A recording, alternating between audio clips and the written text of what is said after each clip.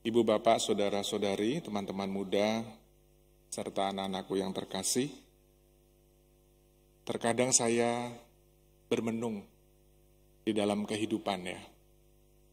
Ini semacam seorang sastrawan gitu ya, suka bermenung. Bermenung terus, gak ada aksinya. Saya bermenung dalam kehidupan ini setiap kali saya melakukan pelayanan, setiap kali saya melakukan tugas-tugas, karya-karya yang dipercayakan kepada saya bertanya, sebetulnya pelayanan saya ini buat apa ya? Sebetulnya tugas-tugas yang melakukan ini buat siapa ya? Atau misalnya ini ada frater di sini. Frater setiap pagi itu rajin sekali setelah ekaristi, tanpa sarapan langsung berangkat ke sekolah untuk menunaikan tugasnya sebagai tahun orientasi pastoral, sebagai topper, frater topper.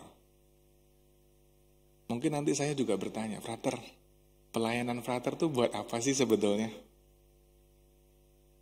Atau hanya memenuhi tugas-tugas semata?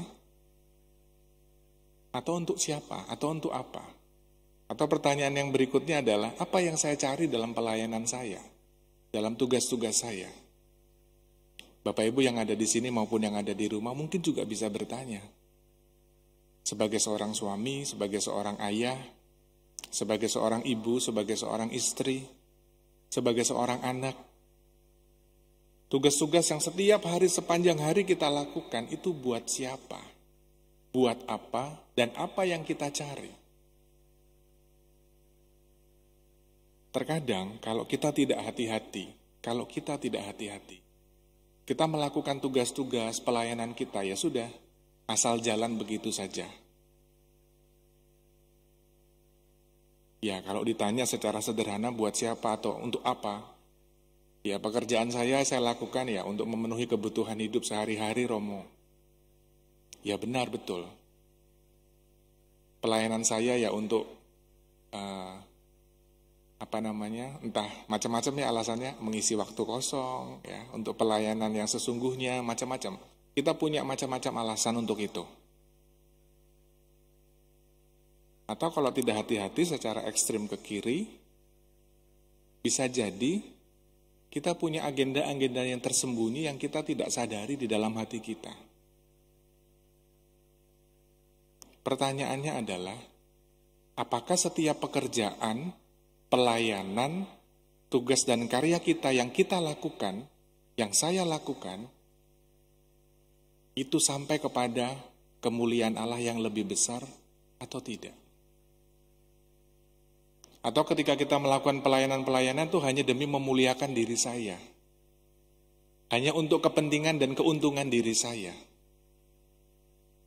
tanpa sadar bisa jadi. Maka dalam bacaan pertama, Nabi Hagai mengingatkan bangsa Israel untuk senantiasa fokus pada pembangunan bait suci. Bukan fokus pada pembangunan untuk dirinya sendiri.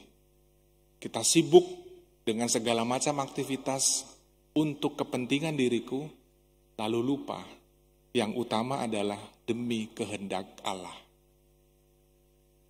Terkadang ketika kita melakukan pelayanan, lalu kita mendapatkan tantangan dan kesulitan, entah dibicarakan orang, entah dinyinyirin orang, entah tidak dihargai orang, tidak diapresiasi. Lalu kita jadi mandek. Lalu kita jadi, kalau orang Jawa bilang tuh kita jadi mutung. Gak mau lagi pelayanan. Karena dibicarakan orang, dinyinyirin orang, bahkan diasingkan orang atau macam-macam yang negatif. Tetapi lihat dalam bacaan pertama, Hagai mengatakan, kuatkanlah hatimu, kuatkanlah hatimu, kuatkanlah hatimu. 3 kali dikatakan. Bukan hal yang kebetulan, tetapi ini sungguh-sungguh untuk saya dan untuk kita semua. Ketika mungkin melakukan pelayanan dalam keadaan lelah, capek, tidak pernah dihargai, tidak pernah diapresiasi misalnya. Tetapi bukan itu yang pertama-tama kita mau cari. Tetapi pelayanan dan tugas-tugas yang kita lakukan, yang dipercayakan kepada saya, hanya demi untuk kemuliaan nama Tuhan yang lebih besar. Maka dalam bacaan Injil jelas, sebagai panutan dan pedoman hidup kita, Yesus sendiri mengatakan, anak manusia harus menanggung banyak penderitaan. Yesus sendiri menanggung banyak penderitaan, masa kita tidak mau menanggung penderitaan juga? Ketika kita mengalami situasi dan persoalan pergulatan di dalam hidup kita, kita ikut ambil bagian dalam penderitaan Kristus. Kita tetap fokus dalam pelayanan kita tetap fokus pada pembangunan bait suci, bukan yang lain-lain. Bukan pembangunan untuk kepentingan diri kita sendiri. Maka apa yang disampaikan oleh Nabi Hagai, kuatkanlah hatimu, kuatkanlah hatimu, kuatkanlah hatimu.